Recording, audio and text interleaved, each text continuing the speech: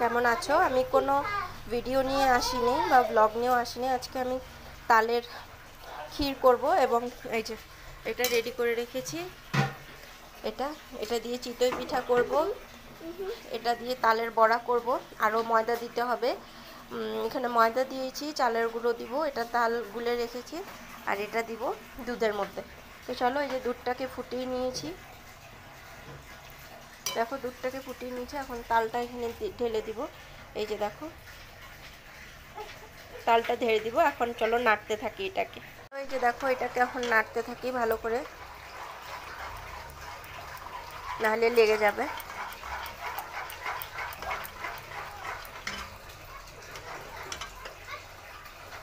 চলো এটাকে নেড়ে নিই। আমার তাল জাল হয়ে গেছে, এটা দিয়ে দিয়েছি, তাল জাল হয়ে গেছে। এখন এদিকে তালের বসা বসিয়েছি, কিন্তু ফুলছে না কেন জানি না।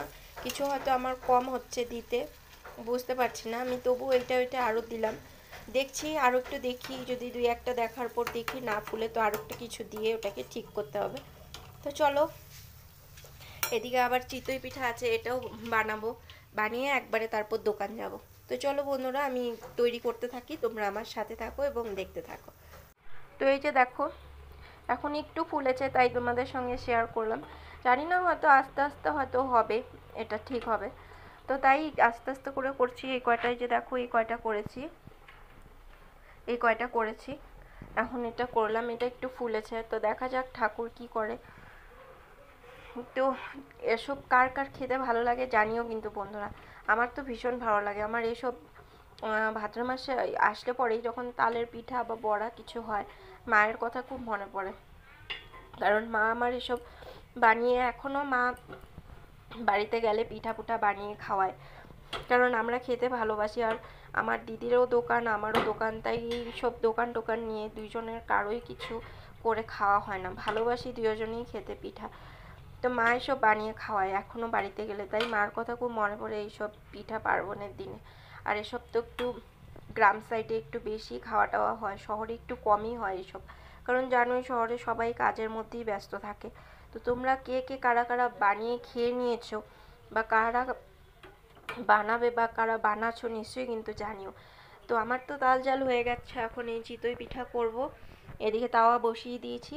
তো এটা হয়ে নে, এটা হলে একটু আটটু করি, তারপর আমি চিতই পিঠা স্টার্ট করব। আর আমার হাজব্যান্ড চলে গেছে দোকানে, ও দোকান খুলে বসবে। তো আমি ভেবেছি একবারে করে এটা তারপরই দোকানে যাব, কারণ সবার তো খেতে ইচ্ছা করবে। বানিয়েছি যখন, এসব খুব একটা তো বানানো হয় না। তো সবাই খুবই খেতে ভালোবাসে, আমার বাবা, এখানের বাবা এবং মা, শাশুড়ি মা সবাই খেতে ভালোবাসে। তো চলো, আমি ভেবেছি একবারে বানিয়েই যাব। আমার হাজব্যান্ডও খায় টুকটাক, যদি স্বাদ হয় তো নিশ্চয়ই ও খাবে। আমার মেয়েও খেয়ে নিয়েছে বানার সঙ্গে সঙ্গে পিঠা। তো আমি ভেবেছি তো পুরাটা বানিয়েই তারপর আজকে দোকান যাব। তো আমার হাজব্যান্ড চলে গেছে, আর এসব কে কে বানিয়ে খেয়ে নিয়েছো এটাও কিন্তু জানিও কিন্তু বন্ধুরা। তো চলো আমি বানাতে থাকি, তোমরা দেখতে থাকো, পরে আবার আসছি। তো দেখা যাক কত দূর কী হয়, কতটুকু ভালো করতে পারি পিঠা, সেটা তোমাদের নিশ্চয়ই শেয়ার করবো বন্ধুরা।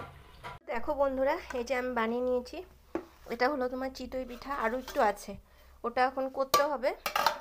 আমি এখন দোকান চলে যাচ্ছি। আমার হাজব্যান্ড ফোন করেছিল, ওদিকে আবার ও যেই দোকানে বসে, আমাদের আরেকটা দোকান, জুয়েলারি দোকান, ওখানে যেতে হবে। ওখান থেকে ফোন আসছে, আবার দরকার আছে কাজের জন্য। তো এটা হয়ে গেছে, দেখো কেমন লাগছে লুকটা জানি। ওখানে আলোটা পড়ছে না ঠিক, এই যে দেখো ভালোভাবে হয়নি জানি সেরকম, তোমরা আমার থেকে আরও সুন্দর করে তোমরা বানাতে পারো।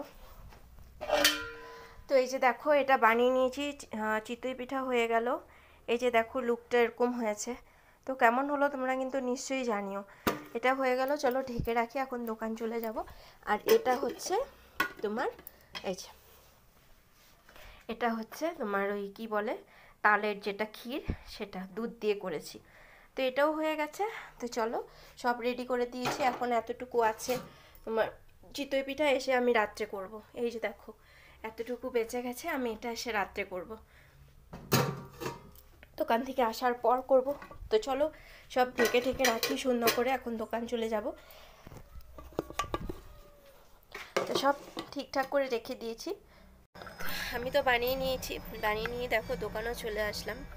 তো কেমন লেগেছে আজকের এই আমার রেসিপিটা নিশ্চয়ই জানিও।